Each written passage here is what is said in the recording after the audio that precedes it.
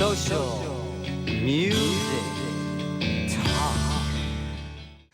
He was, in terms of my personal relationship with him, looking down the road 6 or 7 months past that talk about the U2 album, there was a contraction in the company.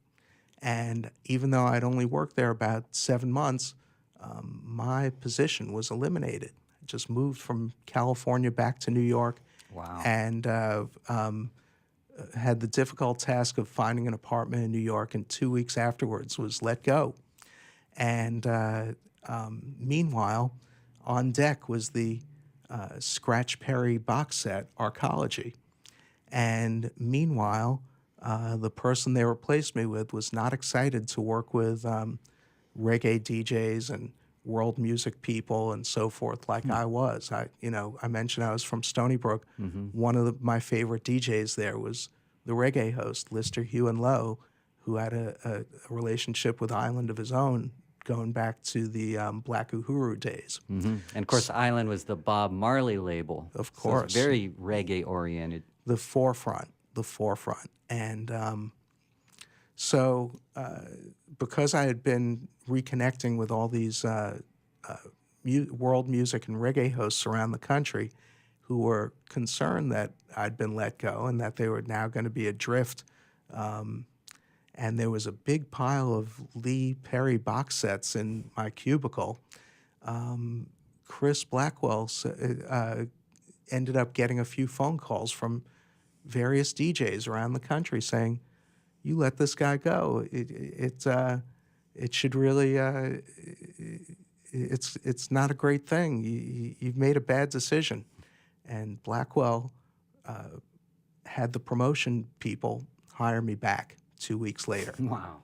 And that was an amazing experience. Wow. So yeah, he did something that was for the most underground and the most sort of commercially limited part of the label in a way. But on the other hand, a buddy of mine just emailed me, or I saw on his Facebook page, Scratch Perry is doing a art exhibit at the Swiss Embassy in New York.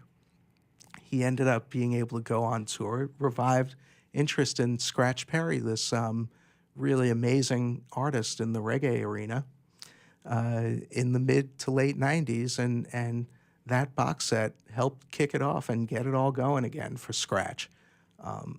Chris wanted those records worked, and I was the guy to do it. So... You worked at a college radio, right? Oh, yeah. But again, we talk about AAA.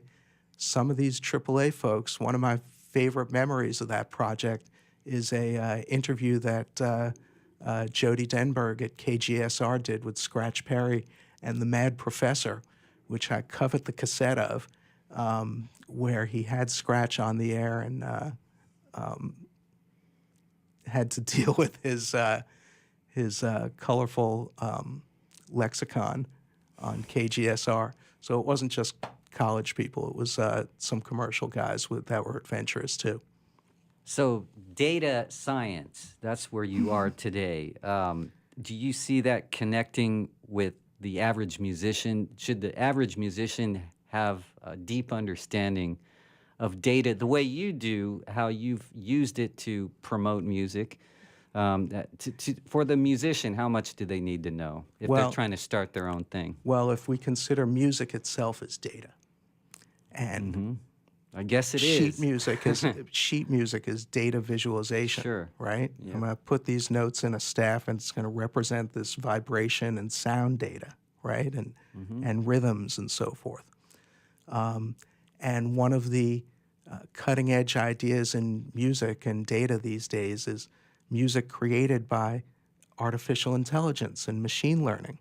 And those concepts are just taking historical data and seeing what worked in it in the past and creating something new based on those attributes, either a target sort of ideal result and shaking up this set of numbers and having it come out that way again or in a different sort of way. That's what all musicians who've ever been influenced and listened to other music are doing themselves with their brains, the most powerful computer ever.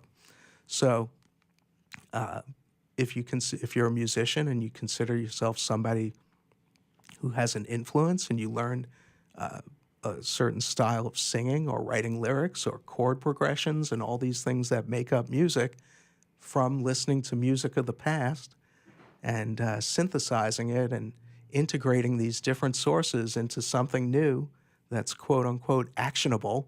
You can dance to it or feel sad to it or go to sleep to it or use it to be on a Budweiser or a commercial for the Marines and so forth, then those are all examples of using data and understanding it and creating something new out of it. That's what Facebook wants to do, is categorize everything into those kind of categories you just said, and understand each user's behavior based on categories of data that they select. And behaviors, yeah, and what you click on and what you like and who you like and so on.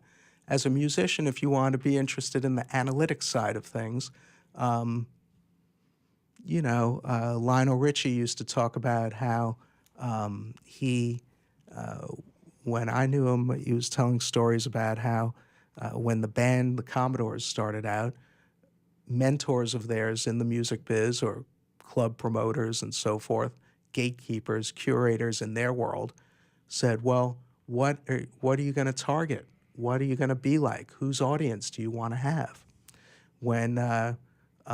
So that gave him and the Commodores some sort of idea of what market or what type of music to make, music that excited that group of people, and lucky enough, they found an audience for what they liked. When Bob Marley and the Commodores opened up for each other, they were each trying to grab some of that, to make that overlapping part of the Venn diagram a little bigger, to grab a little piece of the other's audience. That's something that's data and analytics driven. But to answer your question, a musician today can look at Facebook analytics, YouTube analytics. There are public-facing portals that enable them to understand how successful they're being with a particular audience, as opposed to the old days where you'd only know if you were successful if people actually came to your show, or there was word of mouth, or the radio station let you on during the day and the phones lit up, and all these sort of less scientific or less precise forms of measurement. Right. It's the same sort of thing. In fact, one of the things I want to communicate, besides that data is people, is that many of these ideas and ways that we understood music and audiences in the old days are still relevant today. You just use different means to find them out. So then I'm curious, one of the things that strikes me as very not talked about but should be in terms of data science is that Spotify and YouTube, that's starting to be the data people are quoting that is supposed to measure popularity. When those methodologies, you can actually buy, data now. So how does buying data, purchasing through a third-party vendor, how does that distort the whole equation, and does it matter? If all data becomes distorted, does it even matter? Well, once again, we're talking about very sort of anecdotal ways of measuring in the past. Phones lighting up, word of mouth at a concert, turning into tickets. But what about the band, the band who figures out how to rig Spotify so that they get, zillions and zillions and zillions of streams that they're actually paying for to have money paid back to them, but in the process they get promoted? Is something happening? Well, we used to have fan clubs calling radio stations to request songs and things like this. There's plenty of ways to skew everything. Right. Because once again, data's people and none of these things are perfect. But what I would say is that you can't know everything. You can only count the change in your pocket. You can't count how much change is in all the pockets of people on this street. We don't have all that info. But if I can find out a few people, maybe I can, quote, reduce complexity. Maybe I can reduce uncertainty in coming up with that number. Well, So, let's say your job is to filter out distorted data and to find out who's really happening in your community. How would you do that? How would you filter out distorted data? well, the best way to do it is to have a lot of data and to not corrupt it or make any intervention on your own or skew it in any way, and to be honest about the data and to look at a lot of different sources and not go into these situations with a predisposed agenda or idea of something you're trying to prove or present or promote. Let's say you're trying to discover what's out there. You want the real data. Right, right. And if you Like say you want to know how many cover bands are in your town, something like that. You can measure that. you could, the best answer for this is actually what they call a Fermi question. Fermi was a famous scientist, and he used to lead off his class at the University of Chicago and say, "How many piano tuners are there in the city of Chicago?" And students would raise their hand and make a guess. And then he would break this question down, say, well, there are X number of people in Chicago, and we know that about this many people play piano per capita. And we know each piano needs to be tuned about this often. And we know that a piano tuner charges about this much to tune a piano. And he'd get deeper and more granular into this question and asking more and more questions about this until he came up with an estimate how many piano tuners there might be. And then he'd have someone break out the yellow pages and it would be in the zone. Somebody I know was once asked, how many gallons of Oreo cookie ice cream are we going to sell in Japan next year when they introduce the flavor? How do we know how many people? That's the music that means we have 3 minutes left to talk and wrap it up.